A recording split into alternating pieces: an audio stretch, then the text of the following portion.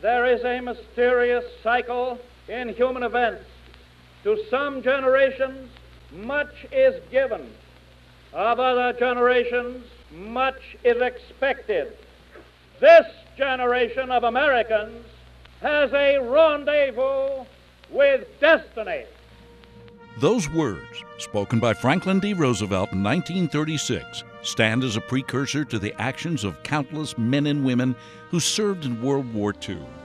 For veteran Bob Blegan, the words are a reminder of his naval service, both at Normandy and in the Pacific during those days of strife and death. There were days, when we'd be up on top of the whole world and look out forever. And the next minute, you're at the bottom of this thing and you look around and there's water all around you. I was ordered to take command of an LCI. I had never handled such a ship. I had never stood in command and control of a ship underway. That LCI, or Landing Craft Infantry, became Bob's home throughout the war. It was a home that in fact helped define the experience for thousands of soldiers during World War II. You hear about the bruising battleships and the classic cruisers and the awesome aircraft carriers and the silent submarines and the dashing destroyers, but you don't hear about the LCI. Yet if you read a lot of the history books, the invasions were predicated on the number of landing craft that they had. And that was the case on D-Day, when the Allies stormed Normandy Beach. Bob's LCI hit the sand the evening of the first day. After the beach had settled down, we would go in on a high tide with a load, dry out. The water wouldn't run completely out there. We'd be sitting on dry land. Trucks would come alongside and up the ramp, unload us, and this is bulk cargo now, and go off, and we'd wait for the next high tide and go out and pick another ship.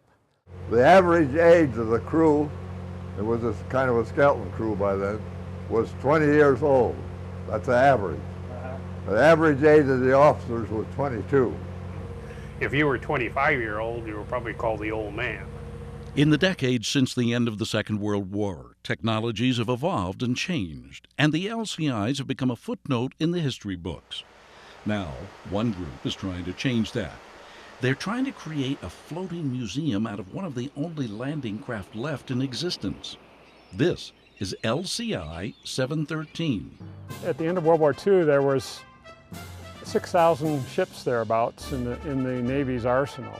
3,000 of those were amphibious forces ships, which is what we have. And of those 3,000, there are only 2 that are on the National Historic Registry. So there's none left, and it preserves a very important part of history that we're missing. To actually see and feel and touch what they did is vitally important to me. You can't just visualize it reading it from a book. So we either use what was in a blueprint, or we use what's in photographs, or interior photographs. We want to make this as authentic as possible. Today, Bob has traveled from Salt Lake City to Swan Island in Portland, Oregon, to put that authenticity to the test, alongside fellow veterans who served on LCIs. Oh my, those doors are big. This is great. This feels good. It's been 70 years since any of these men have set foot on a landing craft, and the memories flood back as they share their stories of service and the men they lost on the beaches of another time. For most visitors, LCI 713 is a piece of American history. For these men, it's a piece of their personal history. It's the best day I've had in probably almost 70 years. It's been a long time, and this was a great treat. And the people I've met are very, very interesting and rewarding to me. I completely broke down in tears. That was my reaction. I don't know why, but I just wept just to see an LCI. That's the way it hit me, boom. LCI 713 is open to the public by appointment, and the museum is looking to improve the experience while keeping the boat floating. As an entirely volunteer organization, the Amphibious Forces Memorial Museum looks to the public for financial help to keep this piece of history alive. Well, in order to get our ship fully operational, it needs a new a major dry docking and some hull repair work to the tune of about $1 million. Compared to what's required for other naval projects, it's a pretty small amount. Donations can be made at amphibiousforces.org. As our veteran friends look back on their service in the days of the greatest generation, they also look to the future and how their sacrifice, their rendezvous with destiny, continues to resonate today. Even after everything they accomplished for the nation and the world, they still feel that they are far from the last great American generation. I hear a lot of these people, they couldn't do it what we did. They would do it if they had to. I think the American kids today, some of them are awfully sharp.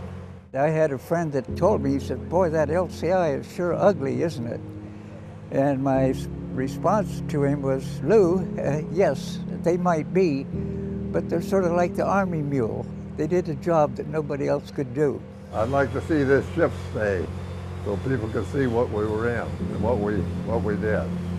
And this would make a real unique floating museum.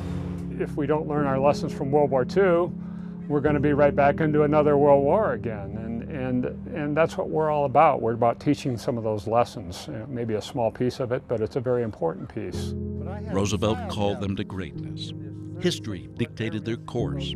Now all of us can take part in their legacy, so long as we remember the lessons of their sacrifice.